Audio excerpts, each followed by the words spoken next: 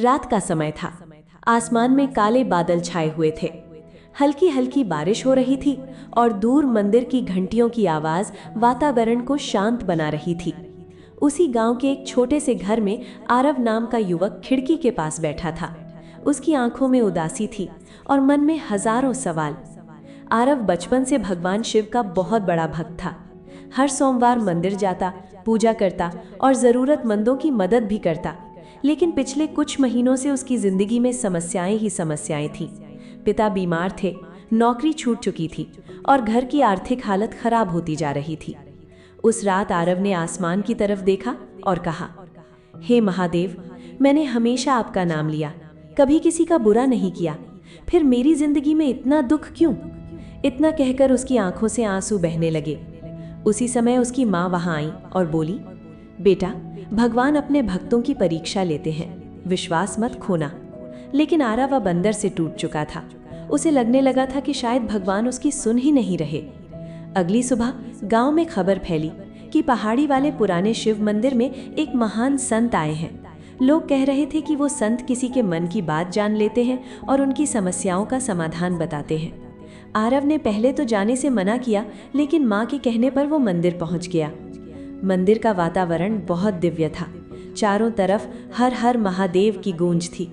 धूप और चंदन की खुशबू मन को शांति दे रही थी। मंदिर के बीचों बीच सफेद वस्त्र पहने एक वृद्ध संत ध्यान में बैठे थे।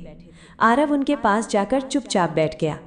कुछ देर बाद संत ने आंखें खोली और बिना कुछ पूछे बोले, बेटा, जब अंधेरा सबसे ज्यादा गहरा होता है तब समझ लो कि सूरज निकलने वाला है।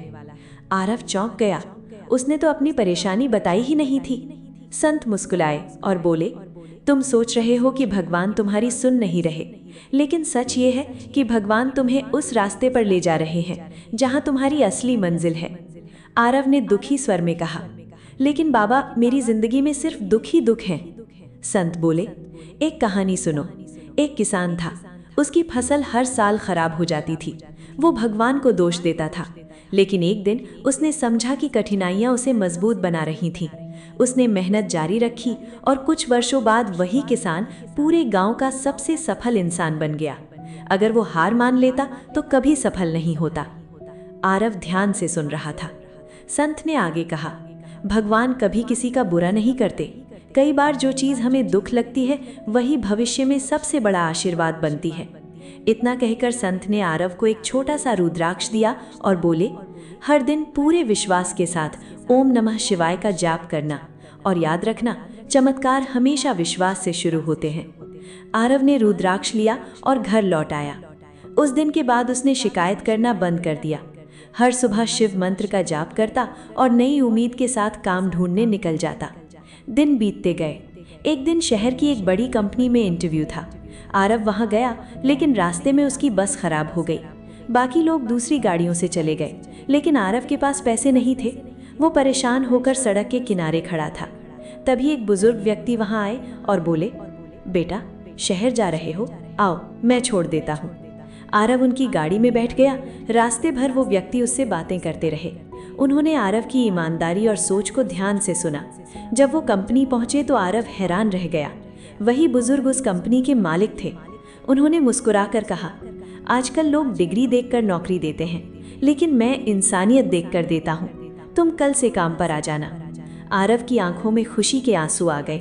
उसे तुरंत संत की बात याद आई, जो होता है अच्छे के लिए होता है। धीरे धीरे उसकी जिंदगी बदलने लगी। घर की हालत सुधरने लगी। पिता का इलाज अच्छे से होने लगा और माँ के चेहरे पर फिर से मुस्कान लौट आई। नौकरी मिलने के बाद आरव हर दिन मंदिर जाने लगा। अब उसके चेहरे पर पहले जैसी निराशा नहीं थी। एक दिन मंदिर में उसने एक गरीब बूढ़ी महिला को देखा जो शिवलिंग के सामने बैठकर रो रही थी। उसके पास खाने तक के पैसे नहीं थे। आरव तुरंत उसके पास गया और बोला, मां जी, क्या हुआ? महिला ने कांपती आवाज में कहा, बेटा, मेरे घर में 3 दिनों से चूल्हा नहीं जला। मैंने भगवान से मदद मांगी है। ये सुनकर आरव को अपने पुराने दिन याद आ गए, जब वो खुद परेशानियों से घिरा हुआ था। उसने बिना सोचे अपनी जेब में रखे सारे पैसे उस महिला को दे दिए। महिला की आंखों में आंसू आ गए। उसने हाथ उठाकर कहा, भगवान शिव तुम्हारा जीवन खुशियों से भर दे बेटा। उसी रात आरव ने एक अद्भुत सपना देखा। सपने में वही संत दिखाई दिए। उनके चेहरे पर तेज था और वे मुस्कुराकर बोले, याद रखो बेटा, भगवान की सबसे बड़ी पूजा दूसरों की मदद करना है।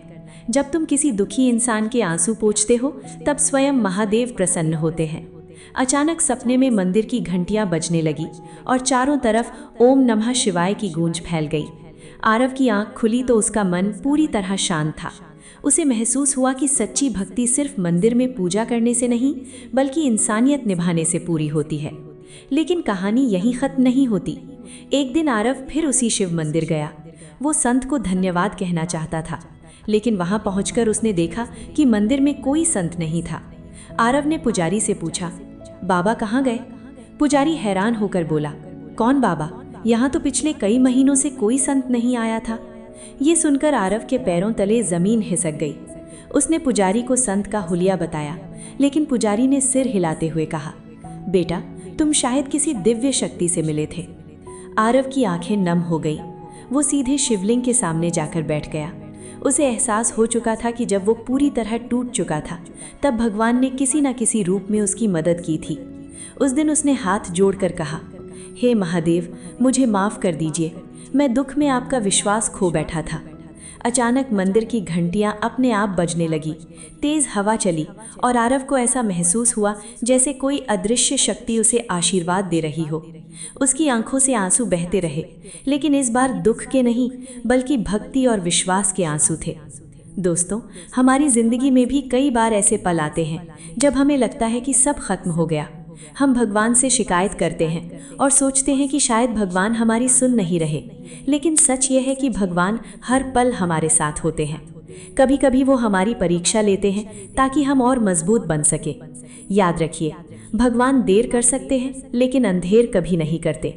अगर आपकी ज़िंदगी में भी कठिनाइयाँ चल रही हैं तो विश्वास मत खोइए, क्योंकि हो सकता है कि भगवान आपके लिए कुछ बड़ा और अच्छा तैयार कर रहे हों। सच्ची भक्ति वही है जो दुख में भी भगवान का साथ न छोड़े।